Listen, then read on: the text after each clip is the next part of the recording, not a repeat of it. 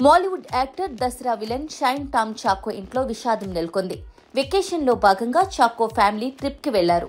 ఈ క్రమంలో శుక్రవారం ఉదయం తమిళనాడులో ఈ కుటుంబం రోడ్డు ప్రమాదానికి గురైంది. ఈ ప్రమాదంలో చాకో తండ్రి సిపి చాకో అక్కడికక్కడే కన్నుమూశారు.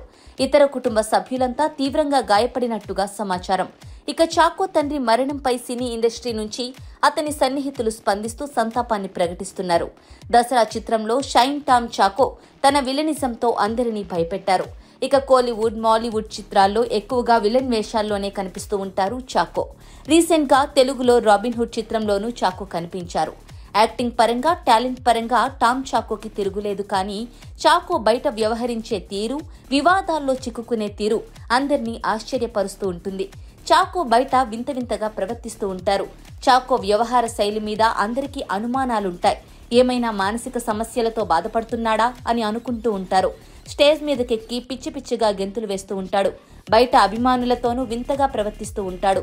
అలా చాకో బయట తన పద్ధతితో ఎక్కువగా వార్తల్లో నిలుస్తూ ఉంటాడు. రీసెంట్ గా డ్రగ్స్ కేసులో చాకో పేరు ఎక్కువగా వినిపించింది. తెలుగులో మంచి అవకాశాలు వస్తున్న టైంలోనే ఇలా వివాదాల్లో చిక్కుకుంటున్నారు చాకో. ఇక దేవరా సినిమాలో మంచి పాత్ర చాకోకి లభించినా అది జనాల్లోకి ఎక్కువగా వెళ్లలేదన్న సంగతి మనకు తెలిసిందే.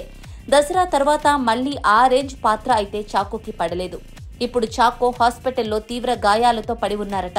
చాకో అన్న, తల్లి, ఇతర కుటుంబ సభ్యులు కూడా తీవ్రంగా గాయపడినట్టు సమాచారం. చాకో తండ్రి మాత్రం అక్కడికక్కడే దుర్మరణం చెందినట్టుగా తెలుస్తోంది. పాలకొట్టే సమీపంలోని లారీని చాకో కారు ఢీకొట్టినట్టుగా తెలుస్తోంది. దీంతో కారులో ఉన్నవారి అందరికీ తీవ్రంగా గాయాలైనట్టుగా తెలుస్తోంది. తండ్రి మరణంపై చాకోకి మాలీవుడ్, కోలీవుడ్, టాలీవుడ్ సంతాపాన్ని ప్రకటిస్తోంది.